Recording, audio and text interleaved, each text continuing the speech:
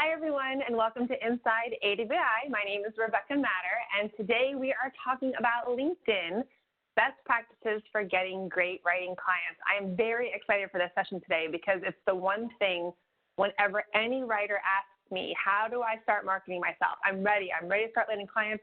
What is my very first step?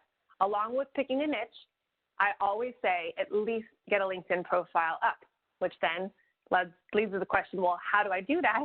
And what do I actually do once I get my profile up and going? And that's why we're having this session today, and that's why we've invited Elise. I'm joined by Katie Yackel, my partner. Hi, Katie. Hi, Rebecca. Hi, Pam. Hi, Elise. Hi, everybody. And Pam Foster, our Director of Training. Hi, Pam. Maybe. Well, you see her there. She will be in the Q&A with us. And Sorry then, about that. Course, I was muted. That's okay. Hi, everybody. Sorry. And then, of course, Elise Bennon. Hi, Elise. Hello. So good to be here, Rebecca. I'm so excited to have you here. Elise is, before I hand it over to her, she's pretty much going to run the show today. And Katie, Pam, and I will be in the Q&A to ask questions, and we'll come on at the end. But I'm very excited to have Elise here. Here's her quick bio first. Elise Bennon is the founder of MarketingMentor.com, which is the go-to online resource for copywriters who want better projects with bigger budgets. And that's the best part about Elise, is that she helps you understand. She's going to show you how to find clients today on LinkedIn, but what Elise is really like her superpower, if you will, is the money side, the part that we all feel uncomfortable with. You know, I've seen it on both sides. I've seen writers insecure about asking for the money that they deserve. They've invested in themselves. They have the skills. They should be commanding certain fees, and they're terrified. And I've seen it on the other side, where they just don't know how to navigate the money conversation. And Elise is a genius at all of that. And so I appreciate the fact that she not only teaches copywriters how to land clients, but how to land clients who have budgets to spend, and then shows you how to navigate that conversation. She's also a national speaker and business coach, author of 7 different books, the Marketing Mix blog, and host of Marketing Mentor podcast. And for those of you coming to boot camp, she's one of my favorite speakers. She always gives, not only is she a great presenter, but she always gives very tactical information. If you listen to Elise, as you're going to see today, or watch her on the stage, you walk away with marching orders. You walk away knowing exactly what steps you need to take to move forward. And that is something that I incredibly value in a teacher and coach like Elise. This is something I didn't know about you, Elise. You also teach marketing as an adjunct faculty at Maryland Institute College of Art, which I wasn't aware of. So that was something new I learned about you today. And with that, I'm going to go ahead and just hand it on over and let you take the controls once I learn how to do that. Hold on one second. Okay, gotcha. All right. I think I'm ready if you guys are. So I think I have the controls. So thank you so much for inviting me to do this. This is a really brand new presentation. It basically brings together everything I've learned so far about LinkedIn, which is a social media platform for professionals. Basically, it's the business social media platform, but it's constantly changing. I don't know if you've noticed, social media is constantly changing. And so you really do have to stay up on what LinkedIn is doing. And so I just am using this opportunity to distill everything I know about LinkedIn into this presentation about how to use it. So I'll share with you what we're going to cover today, and we're going to do kind of top level about each of these things, but I just want to show you the breadth of what is possible with LinkedIn. And actually, I'll say this, which was on the first slide, all you need is LinkedIn. I really believe more and more that to get started in a copywriting business, you don't need much more than LinkedIn, and I'm going to prove that to you today. So what we're going to cover is how LinkedIn can serve as your resume and website, and that's your LinkedIn profile. And I would even go as far as to say, as you don't need a website to get started, you can use LinkedIn as your website. You may will probably eventually need a website, but LinkedIn is plenty. It's sufficient to get started. It's also your address book, which is called your network in LinkedIn. And it can also be your search engine. You don't, and you probably shouldn't actually Google for prospects, because LinkedIn is essentially Google for business. So I'm going to show you a little bit about how to search on LinkedIn. LinkedIn is also your email service because more and more people are messaging through LinkedIn. And I am going to share my screen and my own LinkedIn world with you, and you'll see how much messaging I do and people do with me, and you can do this too. It's becoming more and more common for people just to keep their conversations on LinkedIn. And LinkedIn can be your social media feed, which is called your stream or your feed on LinkedIn. I'll show you that.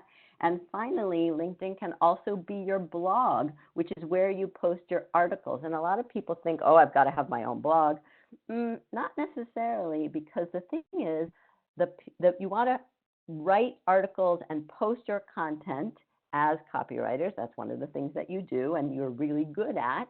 And you want to have that content where your people are, where the prospects are going to see it. And they're probably not really on your blog yet, but they are on LinkedIn. So that's what we're going to cover. So here is my LinkedIn profile. And I will also be sharing this, but I just want to call your attention to the 3 most important aspects of a LinkedIn profile, which is your headshot, your image, your name, obviously, and your title. And so the title is, mine is Mentor and Business Coach for Creatives. I'm a speaker and a program partner for How Design Live. So we're going to focus not on the whole LinkedIn profile, but on some of the most important elements. So here are the most important elements. And then when I share my screen, I'll show you lots of examples of the different approaches to how people do LinkedIn profiles, because part of the problem sometimes is that there's no right way. There are lots of different right ways, and you have to choose the one that makes the most sense for you and for the people and the companies you're trying to reach. So as I said before, your LinkedIn profile can basically be your resume and your website. And you'll notice that it is structured like a resume, which is good and fine, especially if you're looking for a JOB. But most copywriters are not looking for a JOB. They're looking for projects. They're looking for clients. And so sometimes we have to do little workarounds in order to make the resume structured format good for you as a self-employed copywriter. And I'll show you some different ways people are doing that. But essentially, the 6 things I want to say about it, or the 6 points I want to make, is that your title, as I said, is one of the most important pieces of real estate, and it is the smallest piece of real estate on your LinkedIn profile also. But as I'll show you, it's the thing that people see when they're not on your profile, when they're everywhere else on LinkedIn and you pop up. What they see is your name, your little image, and your title. So it really needs to say who you are, what you do, who you do it for, if possible, and in certain places, all they'll see is the first 4 or 5 words. So you want to make sure that those first 4 or 5 words really count. Your headshot, as I said, should be friendly and professional. Your header image, that's relatively new, but that's the image at the top, at the header of your profile. And some people leave them blank. You'll see some people use all different types of images, but the guideline for it is that it should be relevant to the work that you do and the people that you're trying to reach. I'll show you some different examples of those. Your summary is the section right underneath the main information. And I think that's actually one of the most important elements too, because as people scroll down, that's what they're going to come to next. And you want to make sure that it speaks to your ideal prospects, the people that you're trying to reach. And this is where it's not a resume.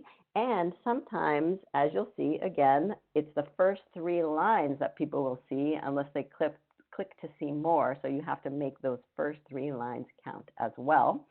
And then finally, your experience. This is basically where you list the jobs that you've had.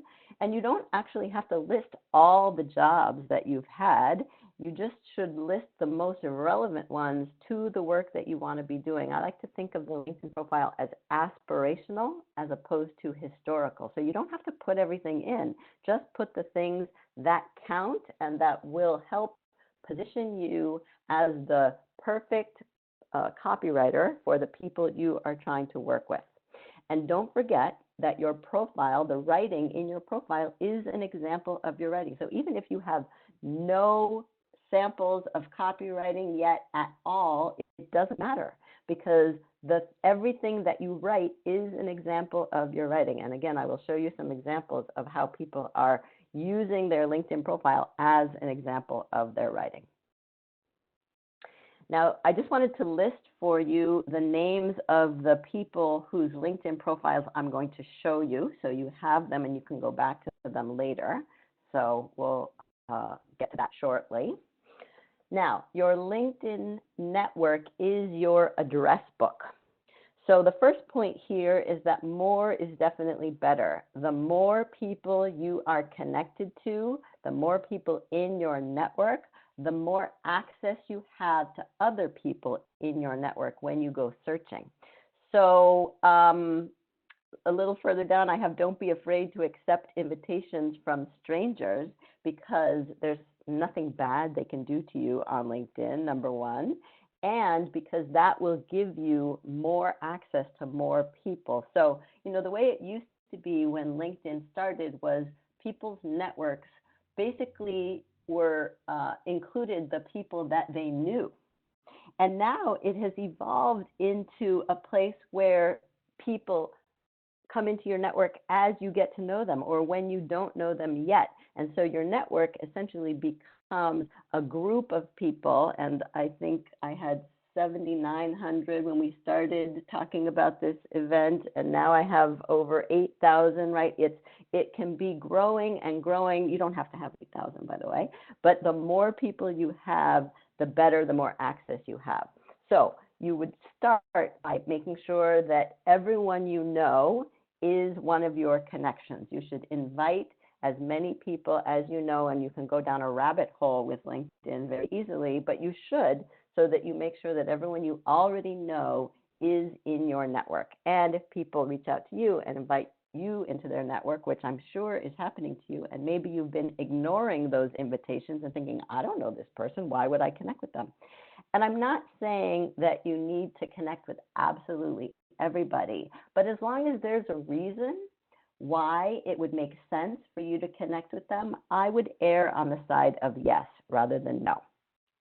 Now, when you reach out to people and invite them to connect, maybe it's someone at a company that you're interested in working with, or a friend of a friend, or a colleague of a colleague, then always click that little button that says add a personal note and let them know why you want to connect with them, what it is that you have in common, what it is about their profile that you're interested in, because they will be more likely to say yes to you, because not everyone says yes. They will be more likely to say yes to you if you go out of your way to write a little something. And don't get all crazy about what should I say. Just say something like, I love what I see on your profile. I think we might have something in common, and I hope you will connect with me. It can be something as simple as that. If you can be more specific, even better. And then, if you're not sure who to connect with, and I'll show you this also, there's a section in your network where you can see who is recommended for you. And that's a good place to start with connecting with people. All right. Next, you can use LinkedIn, as I said, as your search engine. LinkedIn can provide a prospect list for you. You don't need to go anywhere. You don't need to buy a mailing list. You don't necessarily even need to join an organization, a trade group. LinkedIn can provide your prospect list. You don't need hundreds or thousands of prospects. You just need a few, 25, maybe 50 really good ones that you can customize your approach to and cultivate a relationship with. But LinkedIn does allow you to research prospects in many different ways, although I have to say they used to make it easier and give you more access for free than they do now. They do want you to upgrade to the premium in order to get access and do better searches. But for the most part, until you are using LinkedIn to its fullest capacity at its free version, I don't think you need to pay for the premium upgrade. That is my professional opinion. You may want to, and you can see how many more benefits you have, but you can do research by company, you can do research by industry, you can do research by title if you know that you want marketing managers, for example, or you can research people by name. And there are groups of people by industry or by interest on LinkedIn, and you can join these groups. There used to be a lot more activity and conversation in these groups. There's not so much anymore. It's gotten kind of spammy. But even if you don't have a conversation or get involved in the conversations in the groups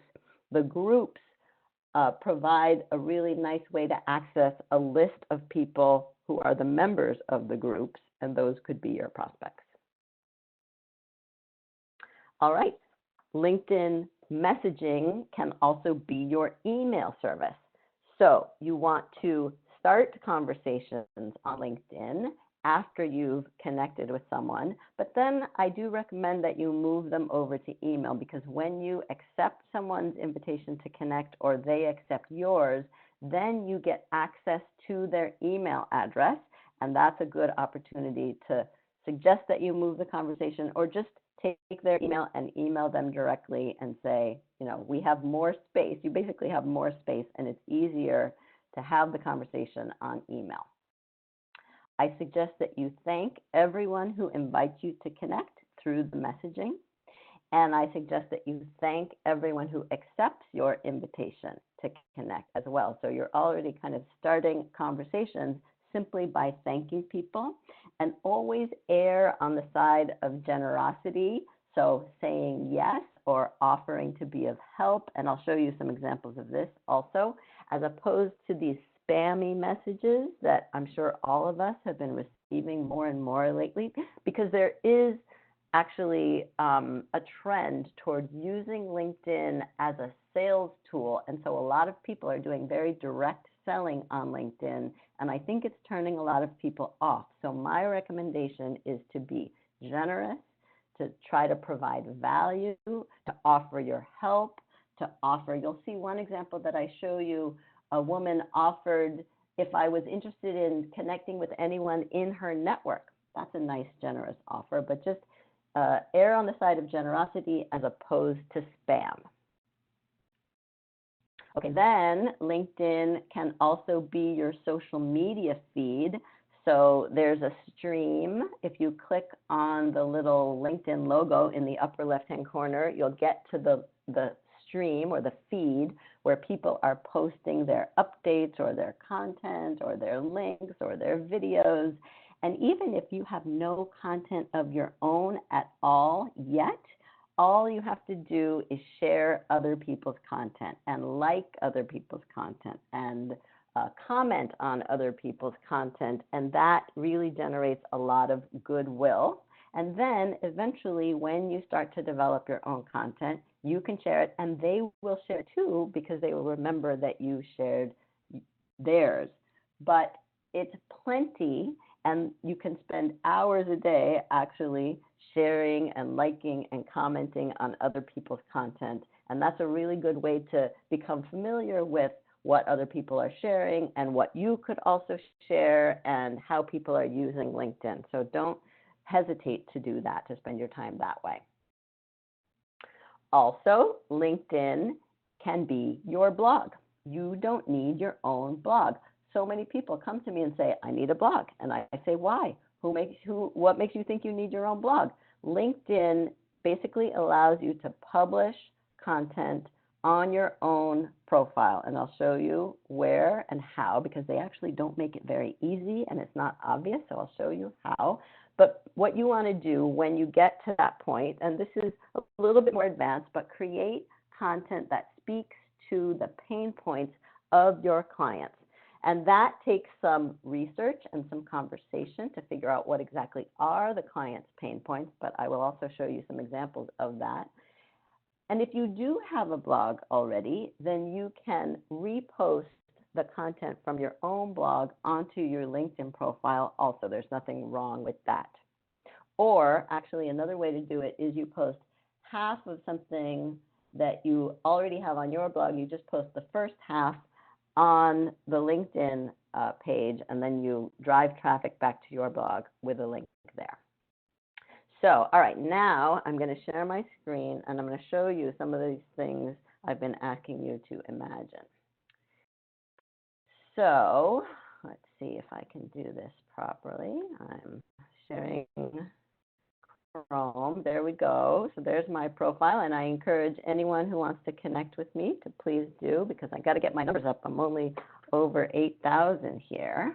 So actually, let's look at my network, just so you know. Oh yeah, 8,014. That's not bad. So first, I'm going to come back to the profiles actually, but I just want to show you some of these things I've been talking about. So this is the messaging. These are the invitations. Here's the messaging over here. And here's what I meant about when people just see the first 4 words of your title, right? I can't even see the full title of any of these people who are recommended for me. So you want to make sure that those first 4 words really count. That's the first thing I want to show you. All right, and here's the difference between someone who sent me a message with a personal note, Stuart, probably on this call, and someone who did not send me a personal note, right? So I'm going to accept them all because I do, and I think you should too, but it's always nice when someone does send a personal note, and then I always reply. Okay, so let's look at some profiles. The first one I want to show you actually is from an illustrator, but I just love her title. She's not even a copywriter, but her title is the best copy I have seen in a long time. This is Joanne, and her title, as you can see here, is Playful Design, Serious Bottom Line. So this is her talking about what she does. She doesn't say who she does it for, but the effect, the ROI, the return on investment of the work that she does. And then you can see this is her summary right here, and I'll read it to you. And again, they can only see the first 3 lines unless they click on Show More. Intuitive, enthusiastic, fun-loving, right brain meets analytical, deadline-driven, all business left brain to solve your visual problem. So I love the fact that she is speaking directly to the reader, the viewer, the prospect, and talking in the you, in the second person, solving your visual problems. About herself, but talking directly to someone. The left side has a strong background in corporate identity, branding, and marketing. The right side has a long history with finger paint, pencils, and vector curves. And I think there's just a little bit more. Give me a multi-page creative brief or art direction, simple as 2 words. I use both sides of my head to create designs and illustrations that get your message across in style. So this to me is a beautifully written, very simple, clear, strong summary that speaks to the needs and directly to the ideal prospects that she's looking for. All right, and she's not even a copywriter. So I really like that as an example. Now let's look at some copywriters. So here is Bonnie, and her title, as you can see, is Thought Leadership Content Writer. And then she uses one of these little lines, which you can do to separate some of the keywords: B2B freelance writer, ebooks, white papers, case studies, articles. So what she's doing in her title, remember I said there's no right way to do this, there are just lots of different approaches. And what she's doing is the first 4 words, those are the ones that most people will see everywhere else, tell what kind of writer she is, but then she's also including keywords of the perceived needs of the prospects, the things that they will be looking for and searching for when they use LinkedIn to search. All right, and then just briefly, we'll look at her summary too. You, the first word is you, not I. You need thought leadership content that demonstrates your expertise in your industry. So if you are her ideal client, you are going to say yes to this, and you'll realize as you read that she is exactly who you need. That's what you want people to come away from your profile with, is this is exactly who I need. So she says, you need this. Well, I am a freelance writer who specializes in blah, blah, blah, blah, blah. Here's about my approach. And then I love that she says this: I'm a conscientious, research-driven writer who cares about deadlines, accuracy, and ethics.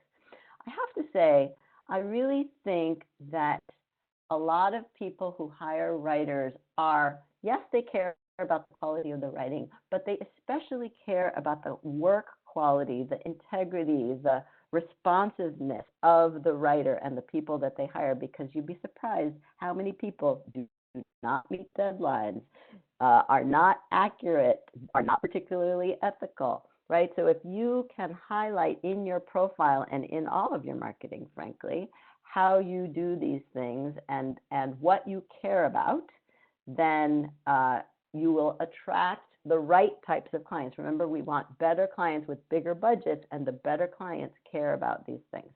And then I just want to focus a little bit also on how she has a couple niches, right? It is important to have a niche, but I like to make it plural, because especially at the beginning when you're just starting out, you're going to have to experiment with a couple different niches. And so you don't necessarily have to choose one and hold on to it for dear life for the rest of your life. So she says her niches, and she says them right out here on her LinkedIn profile: Agile Scrum, that's some kind of software, I think, healthcare, defense, energy efficiency, and leadership training. But I've supported B2B clients in other industries as well. This is a really nice structure. So if you need to copy this or adapt it for yourself, please do. And then I just want to show you also quality writing for busy content managers is her header image. And so the strategy she's using here is, it's an image that has a little keyboard. So it says it's relevant to writing, but she's also using text. And it says quality writing for who she's looking for, busy content managers. And I love the use of the word busy here, because that is a pain point, actually, of a lot of these prospects. They are busy and they need someone who's going to take the work off of their plate and they won't have to worry about it. And if you can say you need thought leadership content that demonstrates your expertise in your industry and a freelance writer who's going to take care of everything so you don't have to worry about it, that would even be a good thing to say in your summary. Okay. Let's share another one. Let's look at this one. This is Elisa, and her title, as you can see, says Dynamic Writer Clarifying Complex Ideas for Healthcare and Tech, Sustainability Communications, Director, STC. So first 4 words, dynamic writer clarifying complex ideas, 5 words. So she is targeting organizations, industries, markets with complex ideas. That's her specialty. And then she further targets or niches down to say, I specialize in healthcare and tech, sustainability communications, right? So she is very clear about what she does and who she does it for. A Director STC, that is actually a technical writing organization that she is obviously part of, and a director of one of the chapters. I guess the other thing to look at here is she is approaching her summary differently. She doesn't say you, she says I, but she does it in a way that speaks to the pain points and the needs of the prospect. So I specialize in clarifying complex ideas. So she repeats what's in the title, which is fine. I think repetition these days is especially important online, because people are reading fast and they're skimming, and they may see it in one place but not another. So don't be afraid of repeating yourself. She says, I explain complicated technical or clinical information in plain English using the tone and terms that the reader understands, blah, blah, blah, right? So again, speaking to the needs of the target market. All right, let's look at another one. This is Deb, and her title says freelance copywriter. And then she talks about what her writing is like, the style of writing, and who she does it for. So personality on the page, that's a particular style of writing for, and then she's got a couple different niches: businesses, nonprofits, and creative services professionals. So again, you can have multiple niches, and you can put them in your title. And that is one good way to attract the people that you're looking for. Now, her strategy for the summary is much more you-oriented, and again, it speaks to the pain point. So I'll just read a little bit from it. Are you frantically juggling publication deadlines for various projects and audiences, feeling stretched too thin, and yearning to hand your projects to a writer you can actually trust? Again, all the pain points that her ideal client would be feeling, and if you can name them, then they will be nodding their head saying, this is exactly who I need. I can make your life easier. So it's not really even about the writing. It's about the work process that she's focused on here. And then she goes into some history. Before I formed my writing company, blah, blah, blah, blah. And it's a very personal story. So this is obviously unlike a resume, but a nice workaround for a creative professional. And you'll see that she also includes all of her contact information in the summary, which is good because otherwise people may not click over here to look for it. All right, I just want to, while we're here, sometimes you'll notice on the right, under people also viewed, some other people who might be competitors or might be colleagues of the person whose profile you're looking at. But it's always a good opportunity to see, again, what people actually see when they're not on your profile. So, and also some of the, in my opinion, not very savvy titles that people use. You know, founder and CEO at this company, or business development manager. Kind of boring, but not very meaningful. And really what we want is to communicate meaning in our title, in everything that we write on the LinkedIn profile. All right. I'm going to share, let's see. Oh, yes, we have to share Steve Maurer, because he is an AWAI guy, and he talks all about LinkedIn, and I just love his profile. And his approach is also very different. He's targeting an industry that he has worked in for many years. So he's speaking directly to it, and he's basically saying, I am your prospect, I am your client, I know your industry, and that's why you should hire me. So industrial, manufacturing, and safety copywriter. Need customers to hear and understand your message. I speak industry. So a very creative use of the title. You can do anything you want. There's nothing wrong with having, filling up all of the word count. I can't remember off the top of my head how many characters you have there. It's not a lot, but you might as well use them if you can. And then he goes on, I'll show you a little bit more. I love the structure of his profile also, because it's really easy to skim. Lots of bulleted lists. Here are my qualifications. Here's what I've done over the last 25 years. Why is that important to you? It's like having a conversation. You can do that with LinkedIn, because for the past 3 decades, blah, blah, blah. How? Because I've read your sales copy, brochures, marketing literature. Many of my decisions, both pro and con, have been based on that copy. And he goes on to make his argument for why he is exactly who these industrial companies need for copy. It's what I do, it's what you deserve. I mean, this is an example of his copywriting more than anything else. And again, his contact information. All right, so lots of really good examples that you can choose from, different approaches. All right. I'm just going to show a little bit of content of using LinkedIn as a blog, and then I'm going to show a little bit of messaging, and then we will open it up for questions. So let's actually start with this one.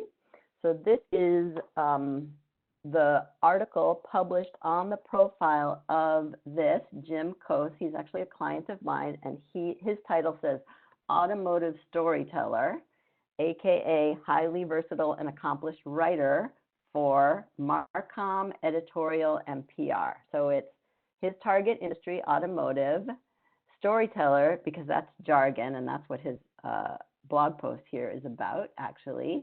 And then for whom, Marcom, marketing communications, editorial, and PR. So a lot of information packed into that little teeny, very valuable piece of real estate.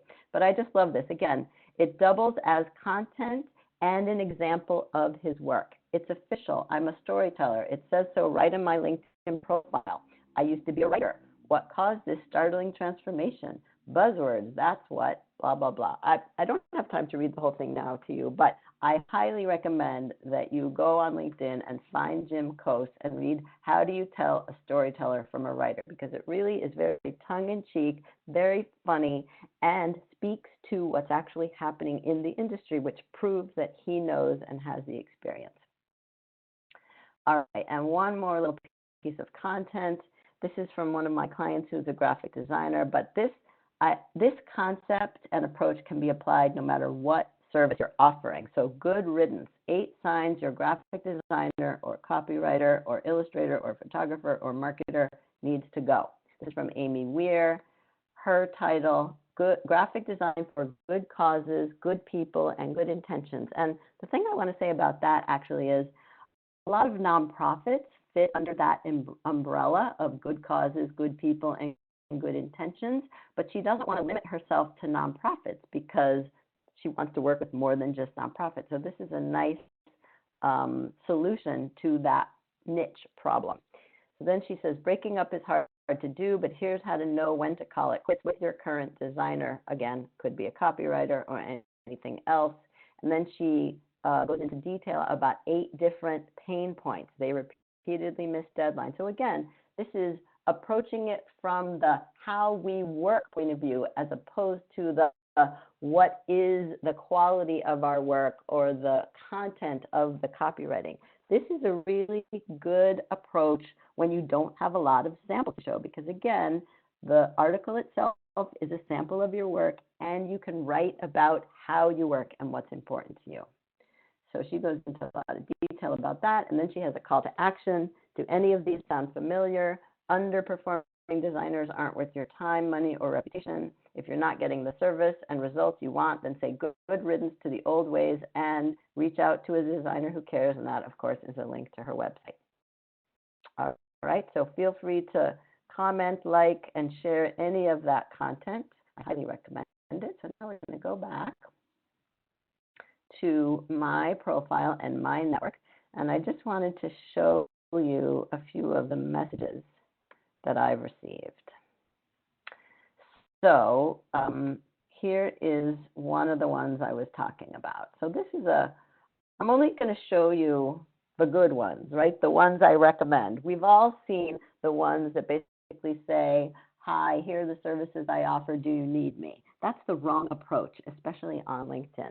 So here Vanessa says, hi Elise, I came across your profile while browsing through LinkedIn and your profile really caught my attention. Okay, I'm sure she says that to more than just me. I'm not necessarily flattered, but it's fine, it's personal. I would love to connect with you. I say yes, that was in September.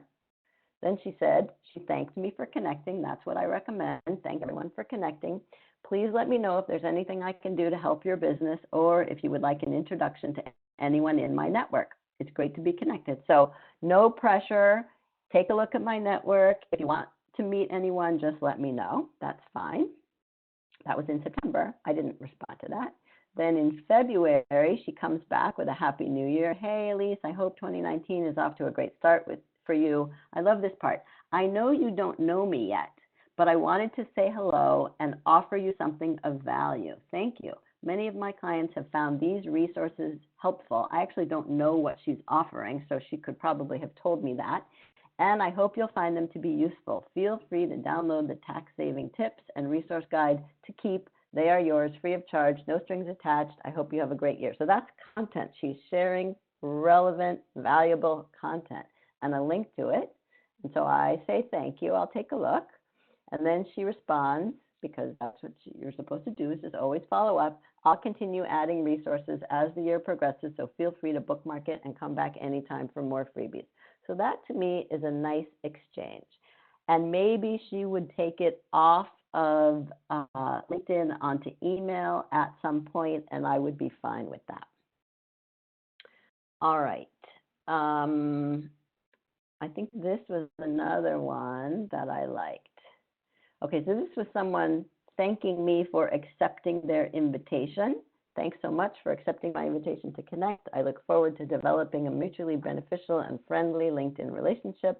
I've recently completed, this is interesting, I've recently completed an editor's course So if you're ever in need of an editor or proofreader for whatever you've written, please consult my website, the services page. Note that my fees are negotiable for individuals, and then gives me a link to the website. So one thing I thought was interesting about this, I've recently completed an editor's course. So that means I'm new to this, and there's no shame in being new, and he or she is being very upfront about it. And if you're just starting out, this is a nice approach. You're not trying to pretend you've been at this forever, right? People are very compassionate, and they're willing to give you a break and give you a shot. And if you can prove that you're going to do the best job you can, then that's really all you can expect.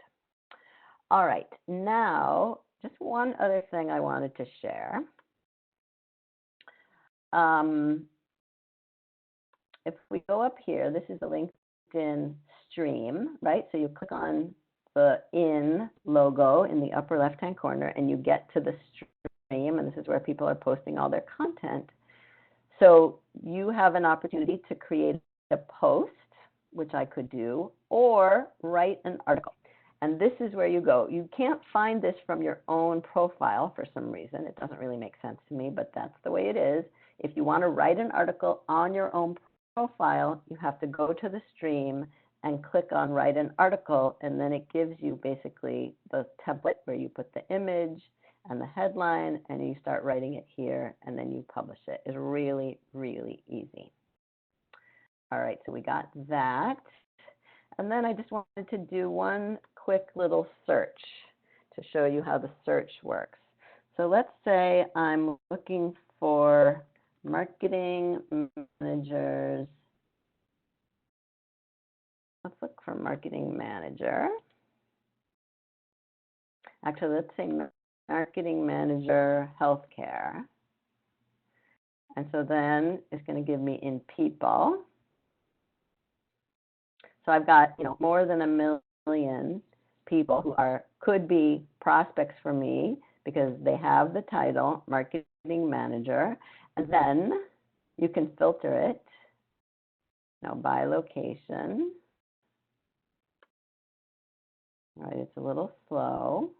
Well, you can imagine how you can filter by location, but there are just lots of different ways to get into this. But then you just start checking people out, reading their profiles. Again, it's time consuming, but it's worth the time because you're going to basically create or write a personalized message to invite them to connect and tell them why you want to connect with them. All right. That's a lot of information, Rebecca and Pam and Katie. So I think I'm going to stop sharing now, and we can take some questions. Excellent. And we have tons of good questions. Everybody's been asking a lot. We've been answering as many as we can, but there are a couple that are very common that we hear a lot. So we'd love to get your input on them. Okay. Gail says, when you're a professional in another field and write in several sectors like screenwriting, travel writing, copywriting, how many LinkedIn profiles should you maintain as not to appear scattered? Okay, you should only have one LinkedIn profile.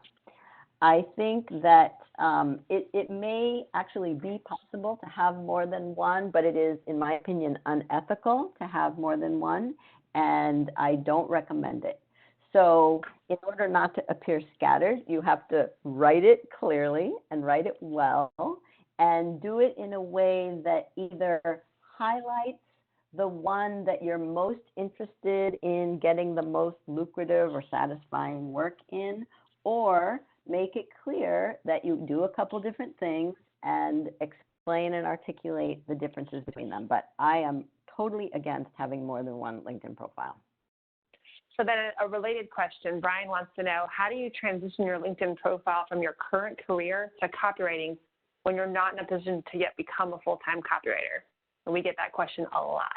I know, I do hear that question a lot too. And it really depends on your current situation. If it would, not be a good idea from your employer's point of view that your LinkedIn profile says something either unrelated or is your side business, then LinkedIn may not be ideal for you.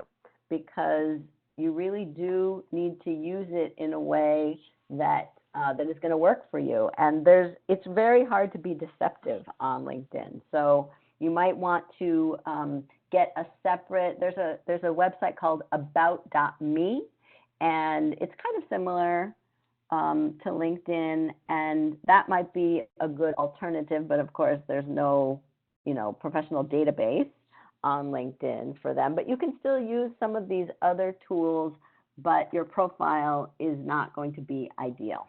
That's the best I can do, actually. I think that's fair. And so what about if you're working on your profile? With websites, you can click a button that says, don't actually index my website because I'm not ready yet. Yeah. Do they have anything like that on LinkedIn? Not that I know of, but I think to just make changes little by little is fine. It can be a gradual process. That's my answer. Okay. And then Brian wants to know, I know in the past LinkedIn searches would only include people to 3 levels down, first level being direct contacts. Is this still the case? I don't know for sure, but I think it depends on what kind of LinkedIn account you have, number one. As I said before, the premium accounts give you more or better access. But as you could see, I mean, there were more than 1 million people who came up on the search I did. So those were all people, that I had access to a certain extent. So I wouldn't worry about that. I mean, you really don't need thousands of prospects. You just need really good ones. Which actually leads me to Steve Maurer. He's so focused on his, and I think that part of his success is that he's targeting exactly who his ideal clients are. Exactly. Which leads to David's question. He's saying, what are your thoughts on like and comment versus creating your own content? I still think that if you can't create it, you're not adding value. And I just commented that Steve Maurer actually generated most of his leads by liking and commenting. But I'd be curious to hear. I agree with that. Yeah, absolutely. I actually think you generate more goodwill by liking and commenting. So that's about cultivating the relationships. And the creating your own content is about positioning yourself so that what you offer and the value you offer is clear in the minds of the people you're trying to serve. I like that as well. Creating goodwill. I think that's really important in all kinds of follow-up in business, right? Like if you're reaching out about a proposal that you sent, it's not just, do you have any work for me? But you're still trying to find ways to create value even in those follow-ups. Absolutely. Good. So Anetta wants to know, are the words of the title of a person on LinkedIn considered keywords by Google? So people searching on Google can find her via LinkedIn. I think so, yeah, actually. I mean, and especially on LinkedIn, that is one of the places where the keywords come up the most also. So you do want to make sure that your title includes the keywords of the type of work and the industries that you want to work in. So this one, I hear a lot about fear of plagiarism, and it's almost a different conversation, but if you want to weigh in on this, what if a prospect actually plagiarizes your work, be it your samples or your blog on LinkedIn? Is LinkedIn a good authority to investigate and resolve that issue? A prospect plagiarizing? That's what she's saying. He's saying, I think that people have a concern that if they post their content on their blogs, on their websites, on platforms like LinkedIn, that people might take it and use it for their own.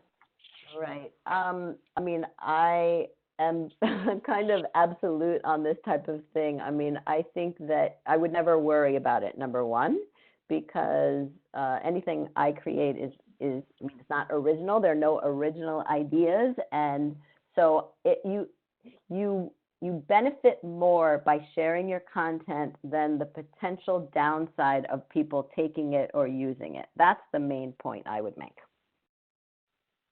I agree. And you wouldn't want to work with anybody who would obviously take your work, and we rarely hear about it. It's such I've been with AWAI for 15 years, and I've seen it happen twice in my whole time here dealing with all these writers. Let's see. how do I change my LinkedIn profile from my old profession to my new profession as a writer? Also, where can I get those nice looking page banners? How do you change it? I mean, I'm not sure if I'm understanding the question correctly, but basically you just edit it to and replace the new information with the old information, and you could do it all in one fell swoop because you've decided, now this is who I am, which is fine, or you can do it little by little, gradually, until you're happy with it. So Cynthia, I don't know, it says on LinkedIn, you can put what you do right in your last namespace. On my LinkedIn, it says Cynthia Sari, commercial script copywriter, all listed as my name, and then again under my name. I guess she's maybe advising somebody else. Do you have any opinion on that, for putting it twice, both in the name itself as well as in their headline? Never seen that. I don't have an opinion. I think it would be confusing. So let's talk a little bit about, the questions are jumping, guys. Lori wants to know, how often do you suggest, she has two questions. One, how often do you suggest publishing content? So if that is a strategy, how often would you recommend? Well, let's see. I mean, I'll answer this question from a general perspective, and it includes LinkedIn, but it's not exclusive to LinkedIn, which is that you should be creating content monthly, at least once a month, which is actually pretty often because a month goes by very fast. And a lot of people get very ambitious. Oh, I'm going to write a blog post every week. I'm going to do something every week. I'm going to send out a newsletter every week. No, that's too much, number one. And, you may work toward a weekly or bi-weekly article or blog post, but I would start out with monthly at the most and quarterly at the least as a minimum. Good. And how much time do you spend reviewing your stream? Over the course of the day, I check it every day, and every time I have a little break, 2 or 3 minutes here or there, it's perfect for that type of thing. Or at the end of the day, when I can't really think very clearly anymore, but I still want to do a little something and I have some energy, I'll spend, 10 or 15 minutes at the end of the day liking, commenting, forwarding, etc. That's, I think, a big question, too, is how connected do people need to be to social media? And with all those contacts that you have, that does make it feel like a little more manageable. If you're only checking that amount and you have that many contacts, the average person won't have that much. Yeah. So what Don wants to know about Pulse, LinkedIn Pulse. Is there a difference between writing an article and LinkedIn Pulse? It looks like that's their content aggregator. You know anything about LinkedIn Pulse? I don't know a lot. Sometimes the articles I see are tagged as Pulse, and sometimes they're not. But I don't think I can accurately answer that question. All right. And this goes to niching on your resume. So by making yourself appear like you have more experience, I guess this person has a marketing degree as well as a degree in their niche. Which one do you think would be more valuable when it comes to copywriting? That's a very specific question I've never heard before. Yeah, me either. But let me answer it this way. It's not a direct answer, but I will tell you that most clients are very narrow-minded, and they don't have a lot of imagination.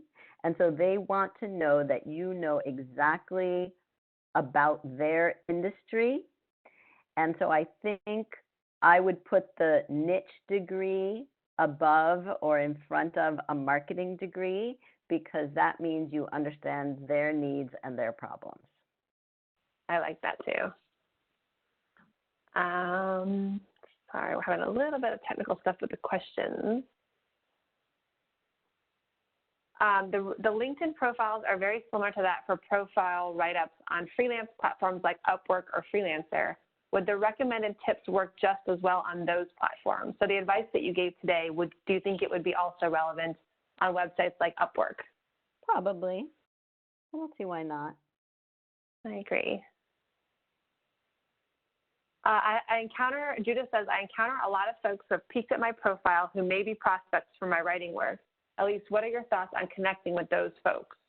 Yeah, thank you. I didn't address that, but usually, even with the free version of LinkedIn, you can see some of the people who have looked at your profile, and I would definitely reach out to them and simply say, either invite them to connect if you're not connected already, or send them a message saying, I know you're not stalking me, but it looks like you looked at my profile and I'd love to connect, or I'm curious why, or do you have a need, or something friendly like that, but use a question.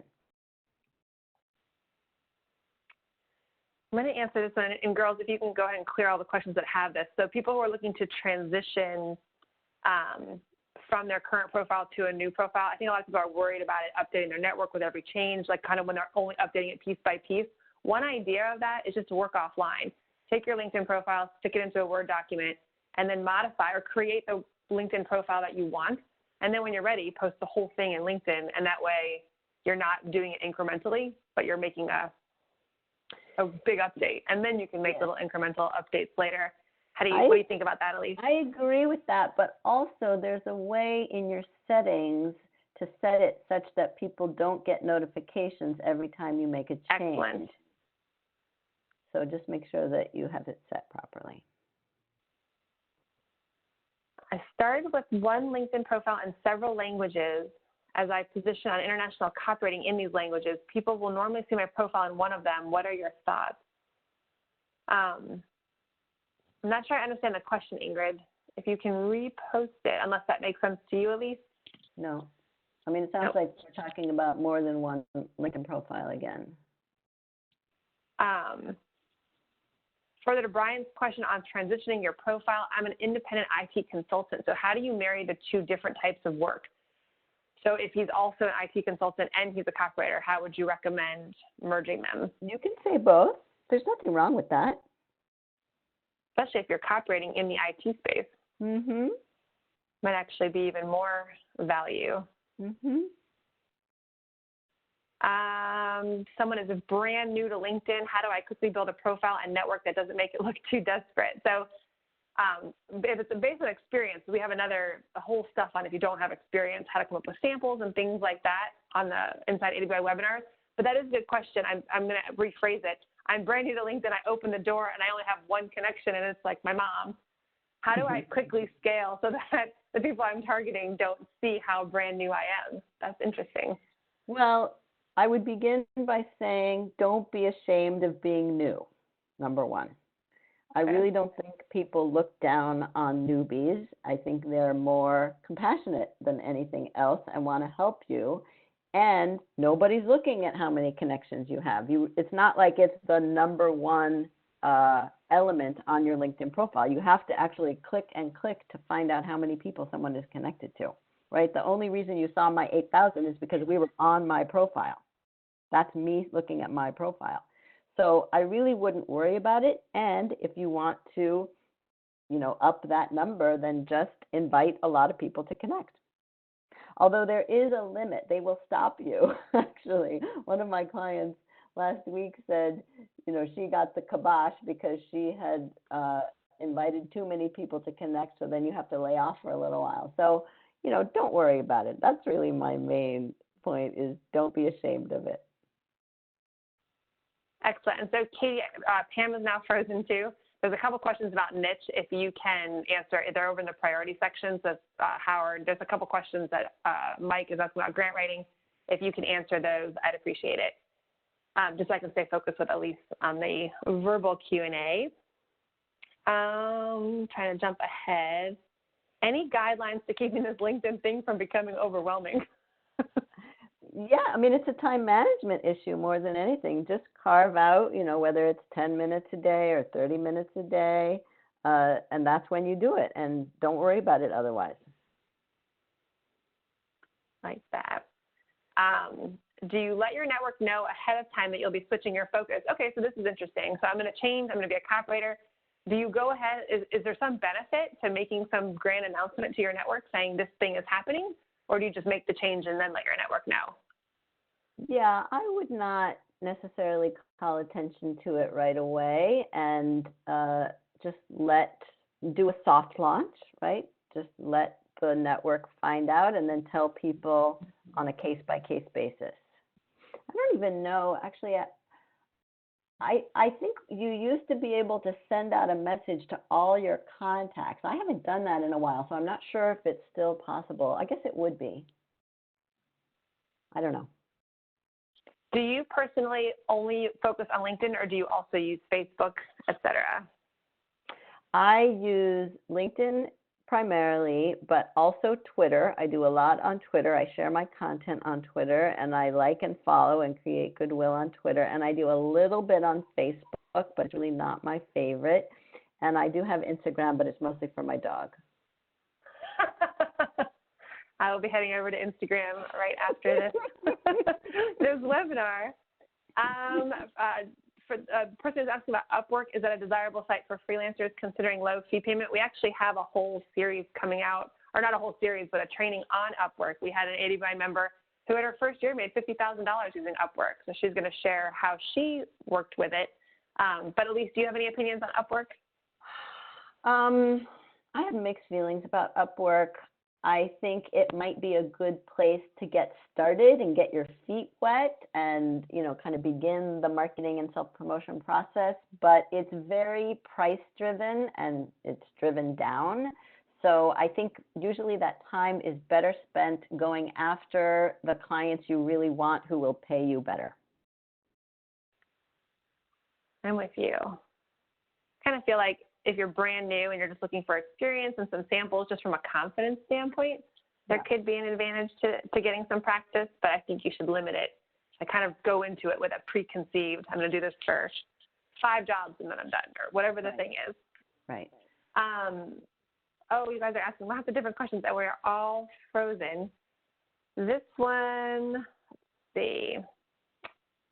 People are asking about banners, actually getting them designed. If you Google, I mean, LinkedIn banners, you can go to places like Fiverr, Fiverr, and have them designed. Do you have any referrals or recommendations for banner creation? I think Canva, Canva is like a do-it-yourself type of design software. Most of the designers I work with would really get mad at me for giving that out. But yes, that's one place you can get them. I have someone else who does it for me, so I don't know how they do it.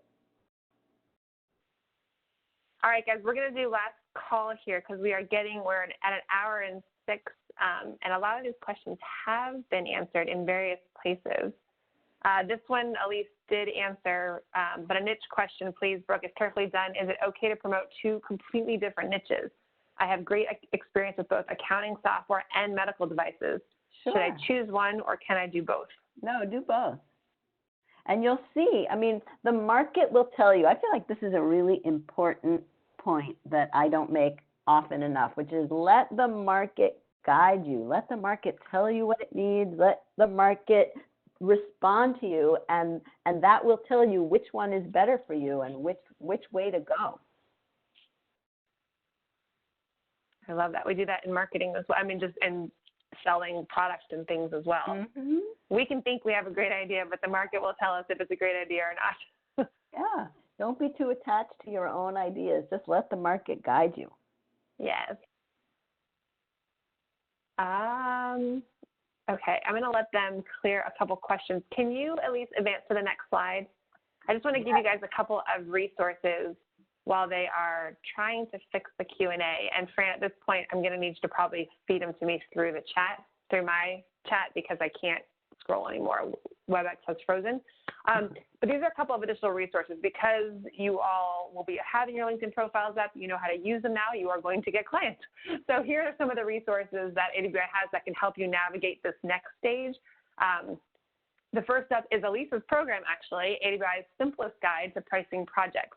That is one of the things that many writers get stuck on, is the fear of pricing. Am I going to price too high and lose a job? Am I going to price too low and lose a job? Or am I going to price too low and I could have made more money? What happens when the client asks for my fees? What happens when they balk at my fees? What happens if they change the scope of the project halfway in after we've already agreed on a fee? Elise covers all of it in this program. We actually do these really cool role plays where Elise created all these scenarios, and I'm on them with her, and I am the client trying to lowball and change the offers and all this stuff. And Elise just handles me with ease and gives you the confidence. What's that? That was fun. It was fun, right? But it was good because you can kind of listen in so that you know if that happens, not only could you go back afterwards, but you kind of had the experience without actually having to have the experience because you're just sitting there. So I highly recommend that program. One project priced properly would more than make up for the expense of it. You know, just one, the confidence and good feeling of going into negotiations, but also if you just think about the amount of money that, you know, if you price properly and make what you are worth, it's going to pay for that one product, that one program out of the gate. We also have something called essential business template. So the next question becomes, okay, well, how do I send a proposal? How do I send an invoice? We created this bucket of templates.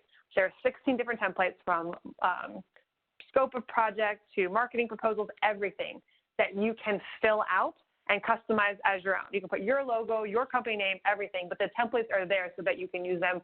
It's just a great get up and running quickly with your business. And then finally, Professional Writers Alliance. That is our professional organization for writers that is focused on getting clients and building your business. It's an ongoing community. So if you get stuck along the way, if something comes up, an opportunity comes up and you don't know how to approach it, you have a question, you want someone to look at your LinkedIn profile, anything like that, we have Professional Writers Alliance. So all of these links will be active in the playback. You'll be able to get through the slides. We'll post the playback on Monday. So if there were any questions that you missed, I know some of you were asking her to go over some things that she already covered again. You'll have the playback on Monday. You'll have all of the slides. And then hopefully we'll see a bunch of your LinkedIn profiles going up.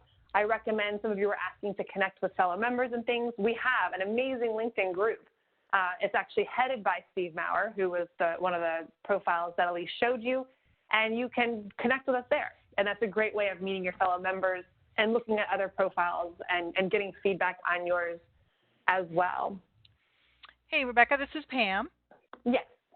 I'm seeing a question that I don't know if it got answered, and I don't know the answer. So once you publish an article on LinkedIn, how do you keep track of it? Is it linked to your profile? It is linked to your profile, and you also get metrics on it. You can see how many people liked it. You can see how many people commented. You can see how many eyes were on it. So, yes. And does that go under, like, your activity, or where does that go? Because I have. Do you want me to show it? That'd be swell. Do we have time for that? Okay. Let me show it.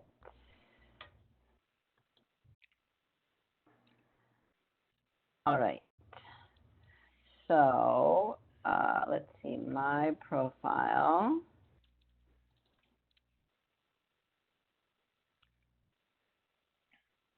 So right here under articles and activity, these are all my articles, and this is all my activity. So the activity is the post, okay. and the articles, let's see, right, it'll list. Here's one, there's a dog. Am I ignoring her? This is a really good article, I have to say. Cool. All right. We Those love show and tell. Right? And you know what? Here's something funny. I love dogs, as you can probably tell, and I love pictures of dogs. And sometimes I'm not good at images either, so I just get a stock photo or, you know, one of these royalty-free images related to dogs, even though it's not really related to the content of the topic of the article. And people have been accusing me of clickbait, using all of these really cute dog pictures. Oh, yeah. And people watch 2 cat videos a day, just so you know. So use that for your post. I just read that yesterday. Let's see. Here are a few more, and they're not probably long questions, so we'll just whip through them here. All right. Can you give some quick advice on the timing and topics to cover in nurturing or follow-up? Quick advice on the timing and topics to cover in nurturing or follow-up. That's a huge question, actually. Oh, sorry. Yeah. All right, let me say that's this. a whole something other quick. Series. Yeah, really. Stay in touch regularly. Keep your visibility high. I mean, this kind of goes back to, you know, once a month or once a quarter, depending on the quality of the lead. But that's the whole point of email newsletters and regular content, is that you push it out to the people you're trying to stay in touch with. And by the way, can I plug my email newsletter while we're at it? Quick Tips from Marketing Mentor, which you can find at marketing-mentor.com.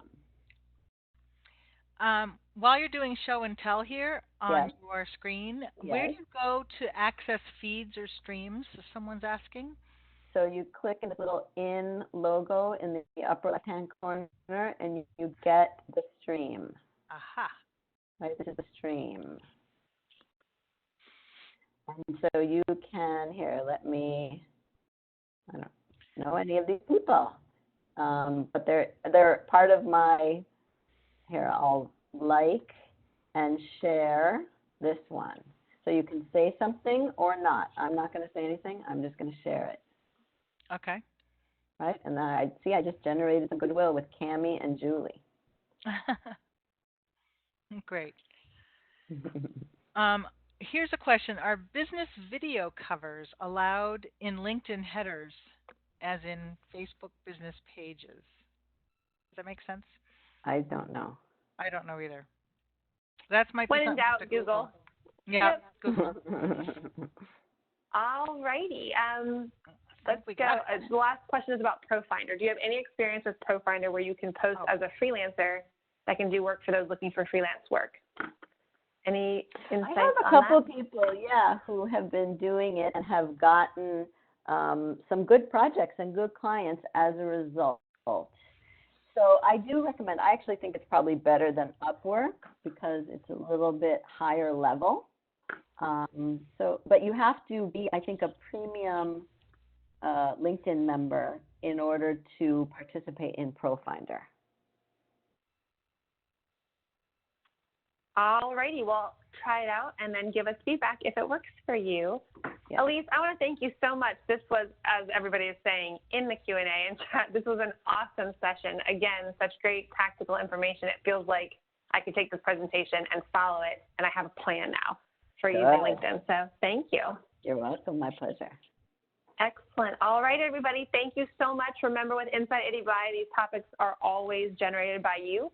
So if there's something that you want us to cover in a future session, just email me at askrebecca@awai.com, and we will be happy to tackle it in a future session. Thank you, Pam, Katie, and the whole team for helping with the Q&A. Sure. And again, Elise, I hope to work with you very soon.